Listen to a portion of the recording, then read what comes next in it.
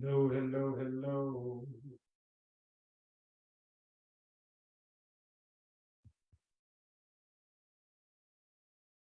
How's everybody doing on this evening? We are the Joneses here with the reboot of Fit to Worship. Give y'all a few minutes to come on in, tell a friend, tell your family, tell your people that we're here. Got some great information to share with you. I hope everybody's had a good day today. Hope that you've had a good week.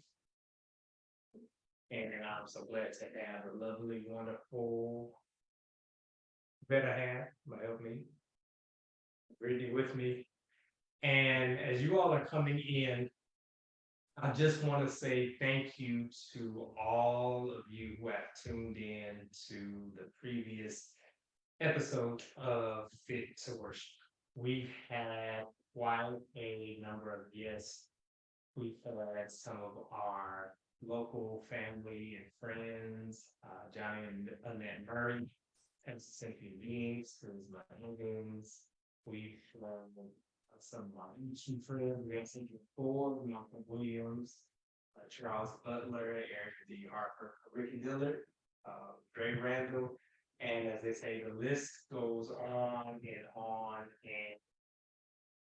And by the way, let me know if you can hear me. Drop something in the comments.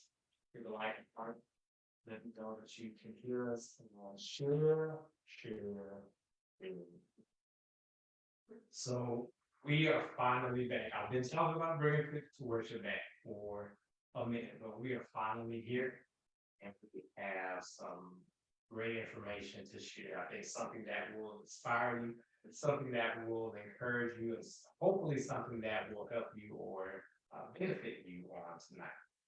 So I want to share a few statistics with you concerning a very important topic, kidney disease. First of all, as it pertains to the African American population, African Americans make up 13% of the American population. But at the same time, African Americans make up 35% of those failure. Now, if you do the math real quick, if we're only 13% of the population, but we're 35% of those with kidney failure, there's some level that's kind of off, or extremely off, a level that's not balanced. Not only that, but African Americans are 3 times more likely to have kidney failure than white Americans. And you may wonder, well, why is that the case? It gets even deeper. African Americans at least make up 42%. 42% of African American population has high blood pressure, which is one of the main two causes of kidney disease, as it is blood pressure and diabetes. So we're already at a deficit because we're a greater number of the percentage of those with kidney failure, greater deficit because we are more likely to have kidney failure, and greater deficit because almost half of the African American population has high blood pressure. So take a moment and think about it. Do you know anybody that has high blood pressure or diabetes? Whether it's sibling, parent, cousin, uncle, grandma, grandpa, someone that's not in your family, it's somebody at work. If it's not somebody at work, it's somebody at school. If it's not somebody at school, it's somebody in church. But I'm pretty sure you at least know one, maybe two, or even three people. And then to sum it all up, 1 in 7 people has kidney disease. So just think about how that number increases by African Americans. So nearly 15% of the US population has kidney disease. So can you only imagine what percentage of that population is African American? You may wonder, why am I really emphasizing kidney disease? Because you're looking at a person who has kidney disease. Now, I've made various posts throughout the year, last year, and so on and so forth regarding some episodes that I've had. I haven't really gone into detail per se, but I've dealt with kidney disease going on almost 3 years. Currently, my kidney function is at 18%. And it's been quite a journey to say the least. I've had good days, I've had bad days. Have days where I have pretty good energy, days where my energy is pretty low. Days where I'm super tired, days where I'm short of breath, and just different things. Even my appetite fluctuates here and there. So it's been a lot of different things that I've dealt with. And one person in particular that I appreciate who has been with me through this journey is sitting here right next to me. My wife, my love, my breeder. She's been there from the onset all the way up to now. So she got firsthand knowledge, firsthand understanding, firsthand thoughts, firsthand emotions, firsthand everything of what's been happening, what's been going on pertaining me and kidney disease. And I just want you to share some of your thoughts, even some of the concerns you might have had, or how you've learned as we've gone through this process.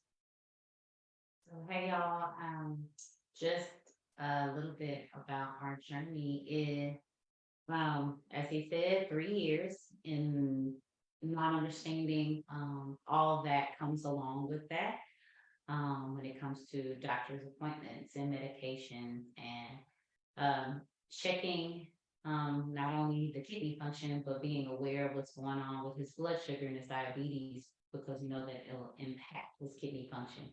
I've learned a lot. Mosaic has two um, functioning devices he has to wear and use all the time.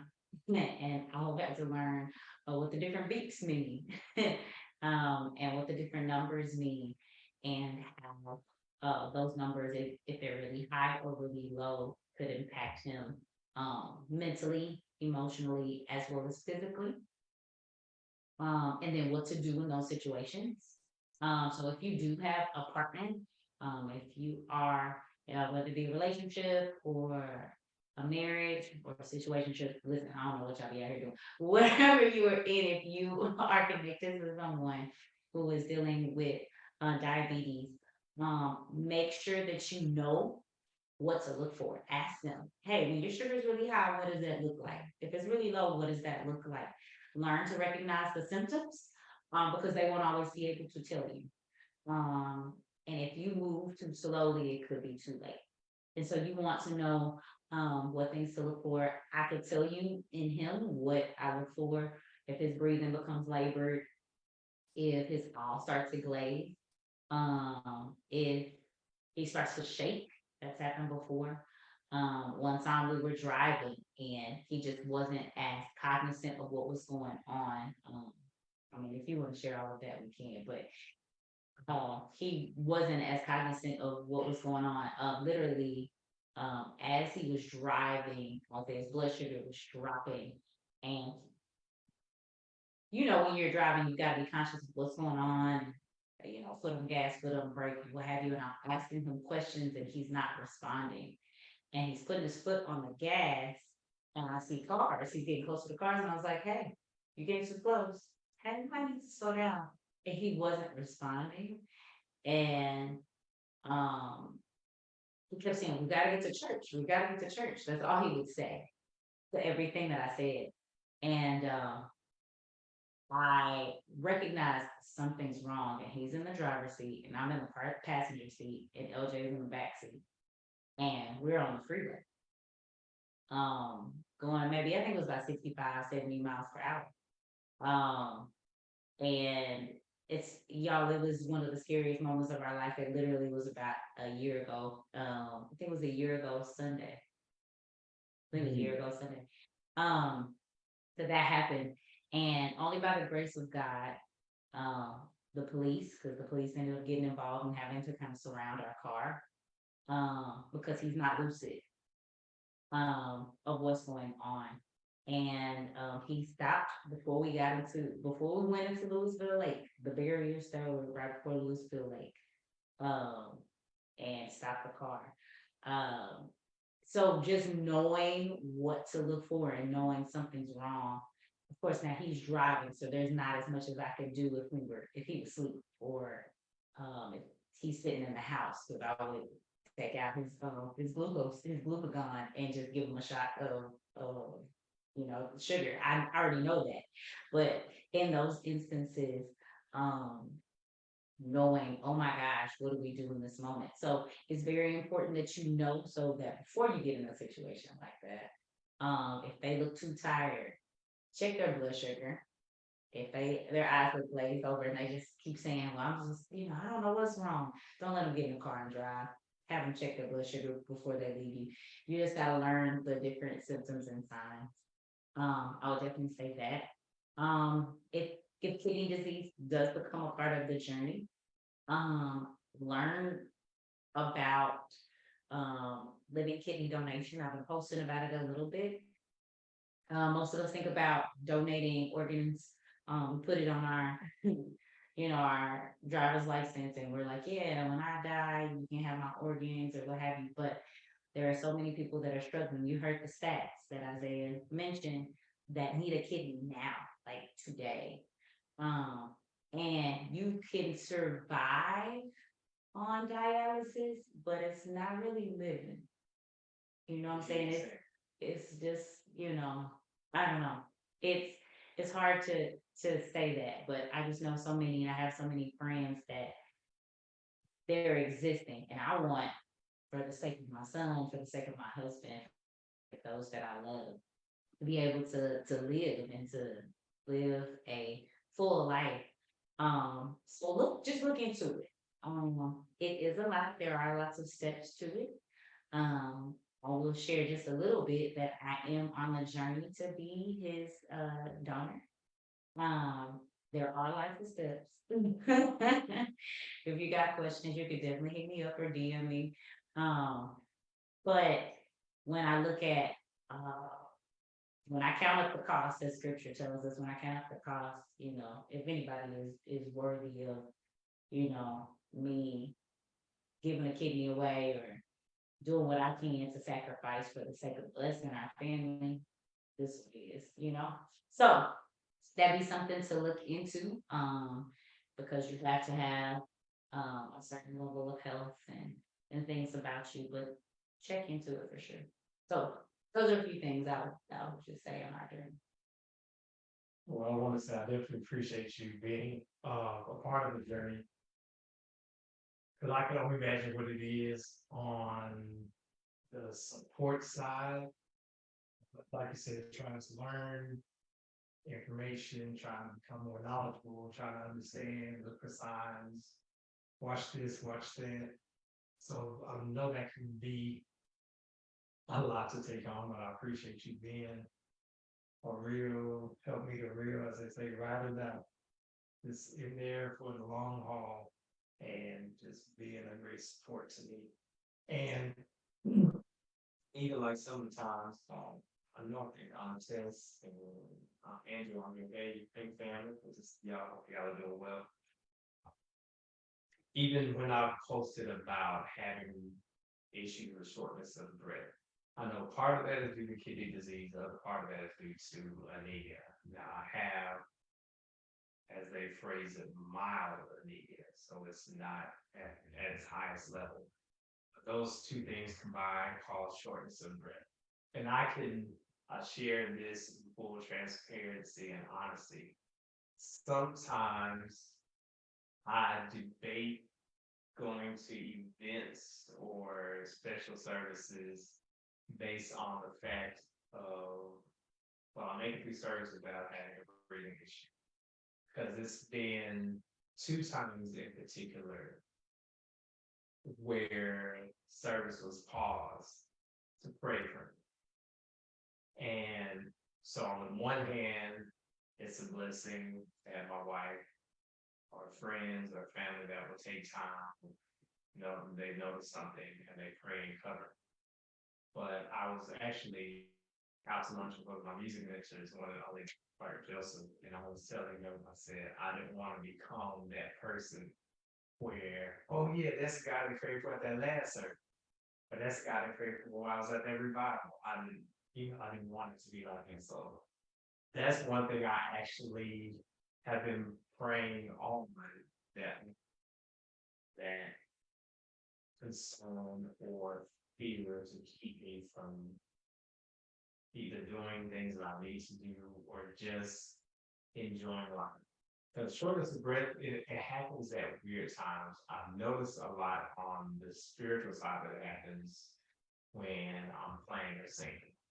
But I've been happy when I'm just walking for a long time. We were on a cruise some months ago. We had gone walking one day and I came back to the hotel. I was just think I need to take a seat and sit down. And I hadn't, even been exerting myself, hadn't been running or jumping or, doing things that would normally cause you to get winded. So that's been an interesting point and just learning how to deal with that. Now on a natural side, I keep my inhaler with me and just kind of pay attention to things. And even when I kind of feel it starting, if I'm up enjoying service or whatever, I'll quickly just take a seat, try to gather myself as much as possible, use my inhaler or whatever, kind of slow myself down. So it's just learning how to deal with the various aspects. One thing, as Brittany was mentioning about the journey that she has been on regarding becoming a living donor. Kidney appointments and evaluation and all those things require patience and they require time. It's not like some of your regular doctor's appointments where you wait a little while, you get in, maybe see the doctor for 30 minutes or whatever, and they send you on your way. So it's been a stretching, can't really think of another term to use. Because if you want something bad enough or if you need something bad enough, you'll take those extra steps or do things that you normally wouldn't do. Like, for example, sitting at a doctor's appointment for 4 hours, 3 hours, 5 hours, or 6 hours. Just along the journey so you can get to a point of them saying yes. So while we're waiting on that yes, we're being patient, we're working together, we're talking through, just trying to draw strength from each other, and of course, ultimately we draw strength from God, because He is the one who has sustained. He is the one who's kept us. He's the one who is providing the support that we need. Aunt Sabrina, good to see you. Everybody that's tuning in, thank y'all for joining us. I will, on that note, stop and say I appreciate the support system that we have. There have been people who are praying for us. There have been people who have been calling.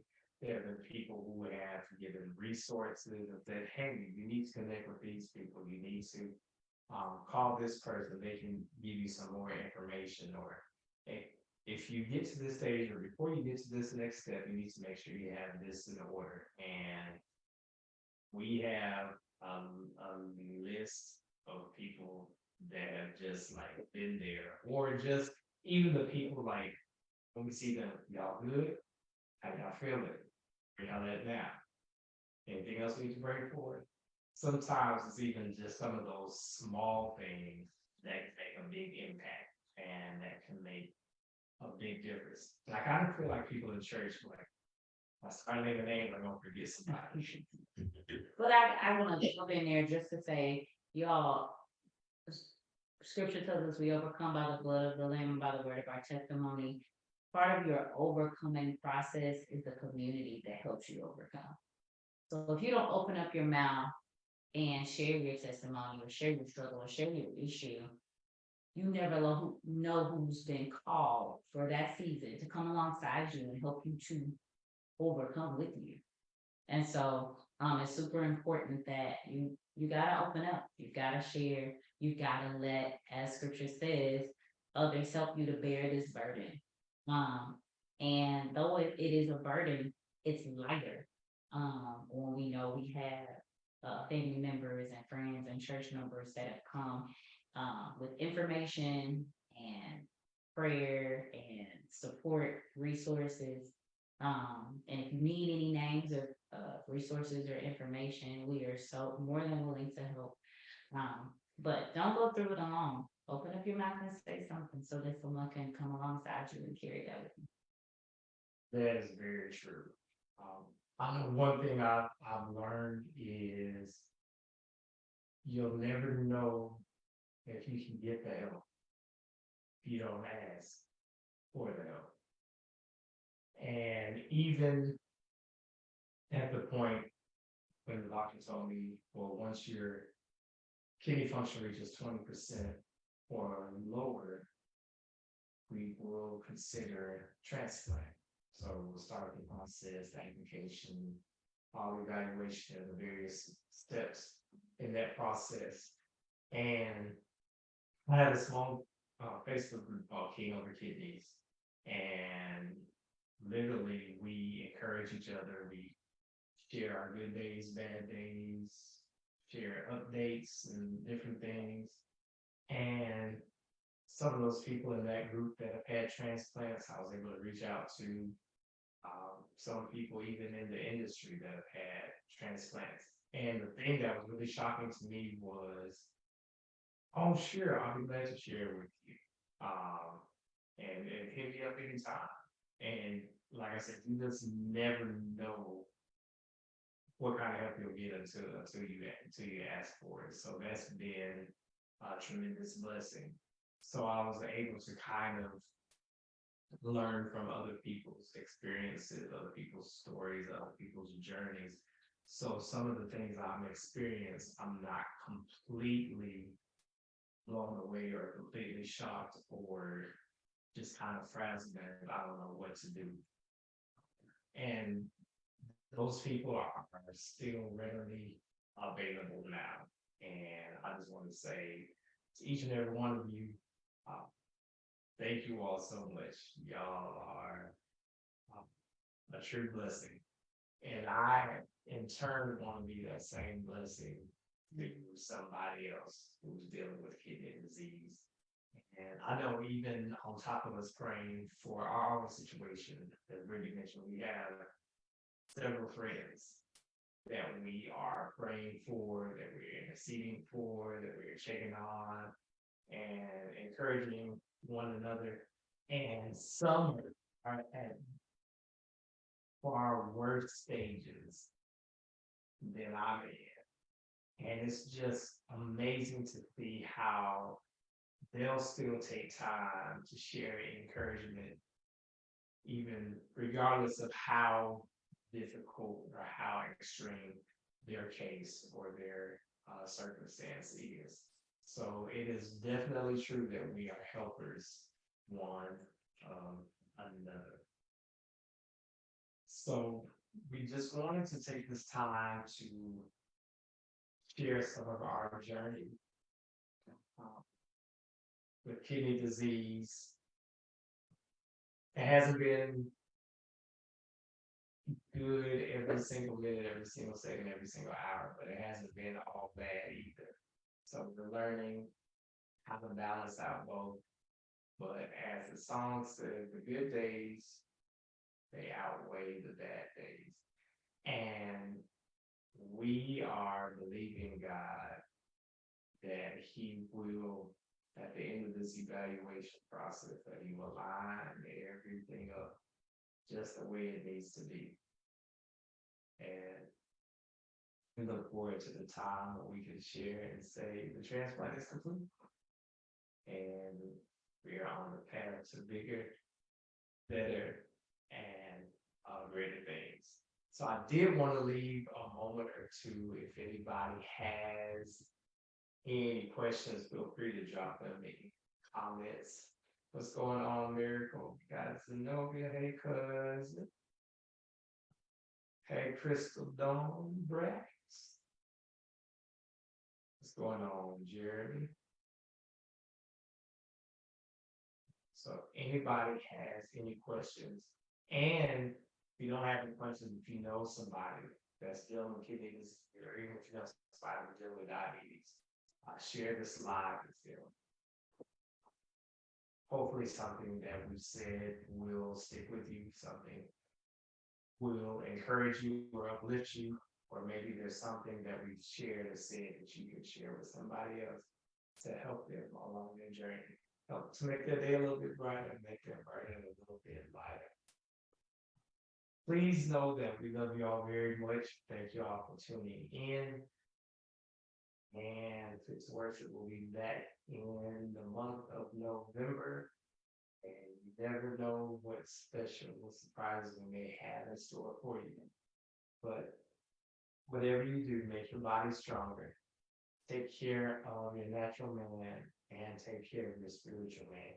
And we want you to make sure that you are fit to worship.